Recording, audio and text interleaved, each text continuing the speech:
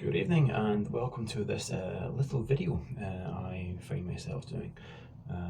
I'm not normally one to do video updates with regards to happenings within Misophonia. I'm used to doing long-winded, drawn-out texts, which people don't have the attention span for that these days, and sometimes they can seem rather pretentious, but it's just part of my eccentric nature, shall we say. So here we are, I'm doing a video because video is the way of life these days. For those of you that follow us, you'll be aware that we are working on our new album. That album is called The Fall. I am very happy to announce that we are so close to the finish line with this album. It's unbelievable. We've just got a few more tweaks with regards to a couple of vocal tracks and a keys track to do, and then the recording aspect is done. We shall be sending the album away to get mixed at the end of the month if everything goes to plan, and that's a very scary thought, the whole mixing aspect. For our debut album back in 2024, we found ourselves self-producing due to some issues that arose with the studio of choice during the recording sessions and during the mixing sessions of that album. However, for The Fall, we have switched up about 100 gears. This album's actually been in the creation stage since 2024, which is rather strange because the debut album, Devoid of Peace, was released in 2024 via Sliptrick Records. Thankfully, our tenure at Sliptrick Records came to an end last September. There was no word of anything happening, we just knew it was around that time. So when I tried reaching out to the label just to say, look, is that our contract done? Are we kind of finished with this partnership? Turns out the label had went under. No words or anything. The only inkling we had as to anything had went, the only inkling we had for something to have gone wrong was the lack of any of our Spotify numbers, which is a massive kick in the teeth. We were sitting in the good few thousands with good few thousand listens for most of the tracks, but the first thing that happened was the album disappeared from Spotify, then it slowly disappeared from all the other distribution partners. But I'm going off on a tangent. Back to the task in hand, The Fall. So yes, we've been working on The Fall since 2024. It was actually Jordan that came up with the title track for The Fall, but it wasn't called The Fall at that point. I had a set of lyrics kicking around that I was possibly going to use for one of my solo ventures, but Jordan sent the music, not knowing whether or not it fitted the Misophonia vibe or not. But I listened to it and I immediately fell in love with the track, shared it with the rest of the band, and everyone else fell in love with the song. And we actually released a demo version of that song via Metal Urge magazine in May of last year. We were on the cover mount CD of edition 5 of their monthly magazine. So there is a demo version of The Fall kicking about. However, we're keeping most other things regarding this album under wraps. Last year, around summer, I received a message from Kai at the Arch recording studio down south, asking if we were looking to record and if we had any plans and where we were going to record. So we started talking, built up a kind of a chat history, just talking general bullshit about music and stuff, all really chilled out and stuff. Then he had said to us that he had forwarded some of the tracks I shared with him to their in-house producer, who is none other than Tom Dring, who is a massive underground metal producer. He's worked with loads and loads of bands, including Infernal Sea, Ingested, Dragged Into Sunlight. Most recently he worked with Evergrey. He's worked with Craven Idol, he's worked with June, he's worked with King Witch, and many others. There's a massive list of this mad extreme metal stuff. Not that we are in that category as such, however this new album has taken a strange turn.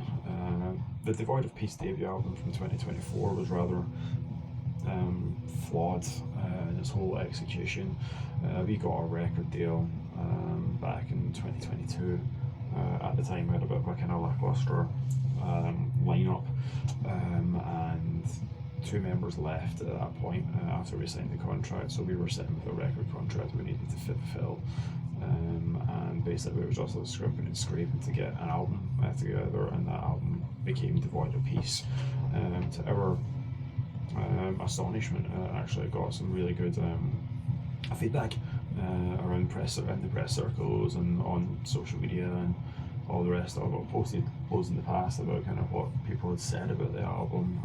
It featured in a ton of magazines, all saying really positive things about this album, which is surreal because we listen back to it and go, it's so bad, it's so amateur, but people obviously seen something with it that they felt it was worth writing about and felt giving a good review about. So I would take our hats off to everyone who checked out that album and gave us a good feedback on it.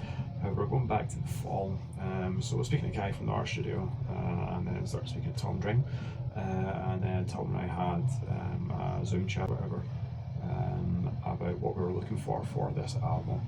And we sent the first two tracks to be mixed back in November.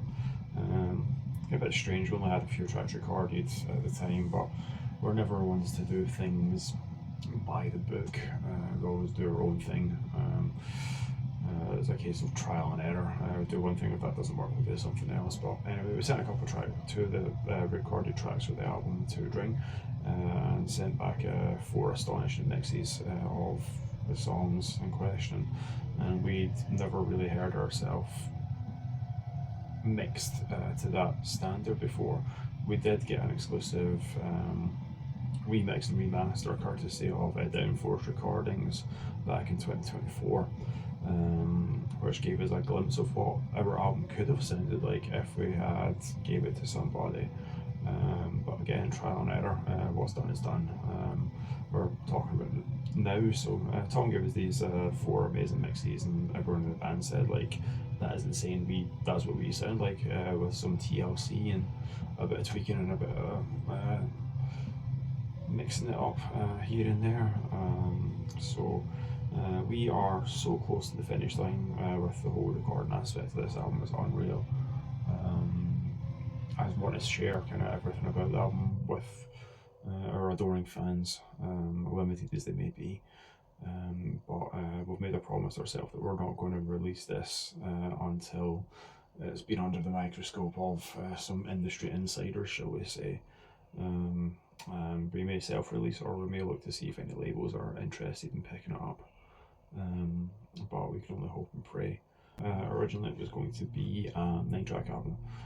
That 9 tracks unfortunately became 8 because a few months back, again, if you follow us, you'll find out that our long-term guitarist Neil had to step down from his position as lead guitarist due to ongoing issues and ongoing health issues and whatnot, and some issues were rendering him kind of unable to play guitar to the standard to be required of him. So we said he wanted to step down.